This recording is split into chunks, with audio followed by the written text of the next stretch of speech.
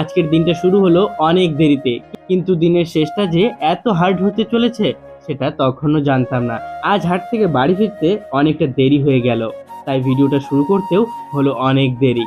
হাট থেকে বাড়িতে এসে হাত মুখ ধুয়ে নিলাম, তারপর খাওয়া দাওয়া সেরে একটু রেস্ট। ভাবলাম আজ হয়তো আর জিমে যাওয়া হবে না, কিন্তু না, একটু রেস্ট নিয়েই সোজা চলে গেলাম আমাদের জিমে। আর আজকে যেন অন্য দিনের তুলনায় একটু বেশি করার জেদ চেপে বসেছিল। একটার পর একটা সেট, আর প্রতিটি সেটেই নিজের লিমিটটা একটু করে পুশ করছিলাম। কিন্তু ওয়ার্কআউট শেষ করার পর আলাদাই একটা ভালো লাগা কাজ করছিল নিজের মধ্যে।